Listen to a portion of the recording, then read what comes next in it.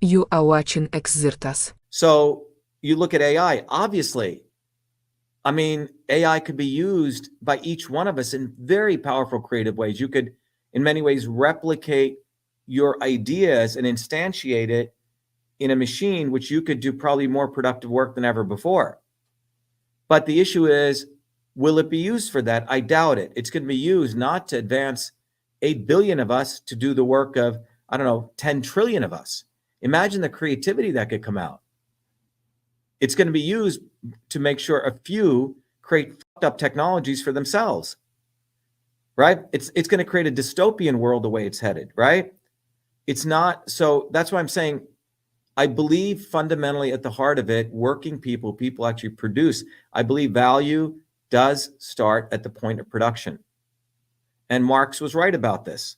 Marx got a lot of things right. He was, and you have to give it to this guy. He understood these phase transitions. He understood certain aspects of system science. He may not have known that because the science didn't exist at the time. But the point of working people organizing themselves to own their destiny is a very powerful thing. And since the 1970s till today, again, the academic elites have done everything they can to make sure to bamboozle young people in the colleges to make sure they stay far away from building movements, that they get involved in some type of nihilism. You see, this is by design. And that's where we're at today. That there was an actual effort made by the humanities departments to make sure they started teaching people wackadoodle shit, to divide all of us, right?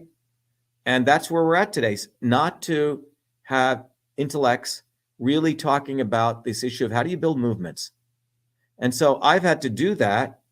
And the fortunate thing is our movement exists now, And I think we have a huge opportunity. It's just going to be a matter of time at this point on the level of people that actually want to get trained and engaged and move forward. So I'm actually quite optimistic.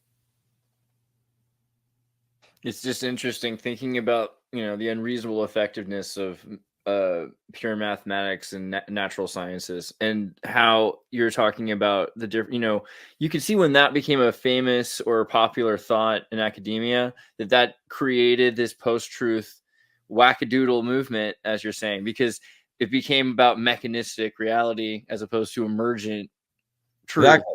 I think you said it perfectly. Yeah, I think you nailed it. So that's what it's about, Andres.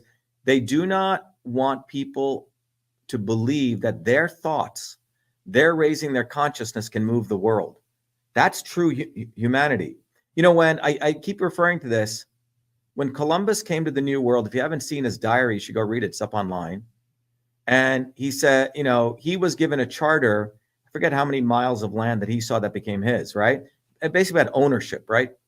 And he sees these Native Americans and they live together. They bring him food, anything he wants. And he goes, these are truly the children of God. They give willingly of everything that they have. And then he ends by saying, with 50 good men, I could control and subjugate all of them. You say? So this concept of human nature being greedy and wanting to subjugate other things, this is something that's promoted heavily in academic circles. So really fucked up, because the human mind, the human spirit is in many ways plastic. It can have infinite possibilities.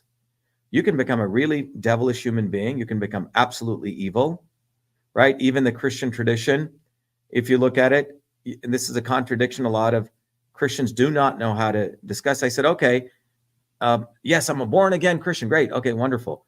So what's your goal? Well, I'm repentant. I can't wait to go to heaven. Great. And what happens when you go to heaven? Well, it's a beautiful place. It's perfect. Everyone's loving and kind and beautiful. I said, okay, so it's absolute perfection, right? Yeah. No bad thoughts. Okay, then explain to me why Lucifer is in heaven and he wants to annihilate God. Where did that thought come from? Where did his evilness come from if he's in heaven? Then the angels are allowed choice. Okay. So what you're talking about is consciousness now. It's not a physical place. We're talking about consciousness. And consciousness can go up or down. Nothing is guaranteed. So in the ancient traditions of spirituality, when a great spiritual being comes to this world, this earthly world, they actually make great sacrifices because they can also go downward in consciousness. So the issue is consciousness is what it's about. Are we moving it forward and refining it? It's really more refinement. Or are we going in other directions? So consciousness is, to me, what it's about. And I think what I've uncovered with the work I've done is this link between, in a very practical way, how people can understand consciousness, you say, by linking these two great traditions, engineering system science, which is very, very grounding, and these ancient systems of yoga and medicine. And when you put them together, you have a framework that can guide people without this woo-woo stuff, right? In a very tangible way. And it gives, you have to be political, you have to be religious or whatever, spiritual, you have to be conscious of your health, you have to be a fighter. You can't be just any one thing, you have to be all those things. So that's where we're at, you know? And I think because this movement exists now, and it's all over the world now, but our goal is not to convince people, Andres and Raphael, it's more to support people when they get to a point where they really want to uncover things, right? And then to also give people inspiration that a nihilistic view, thinking you cannot do anything, and revealing truth without mobilization, revealing truth and saying it when it's late is part of the evil here that's going on.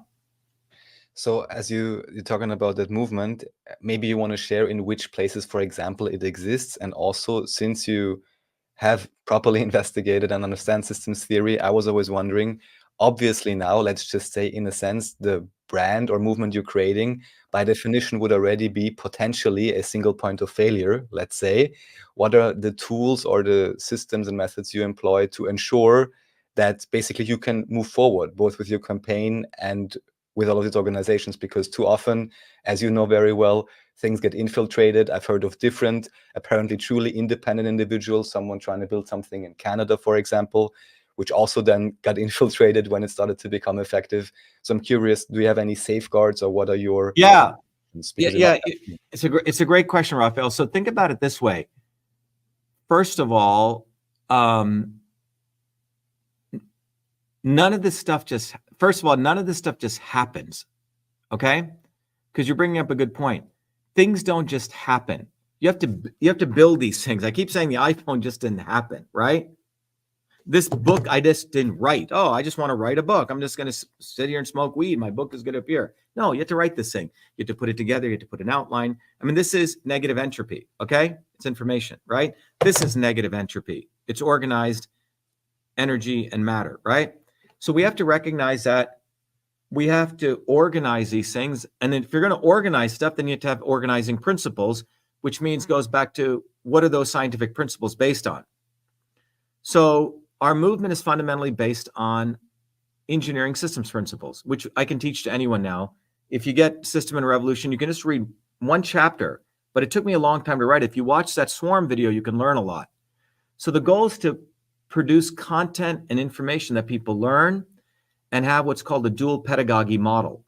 It's a model where you can teach someone and they can teach someone, and by teaching, they learn, okay? So we've created that whole model of pedagogy, all right? So that's one. The other thing is there has to be this constant process of vigilance and educating people why you must articulate against the not so obvious establishment.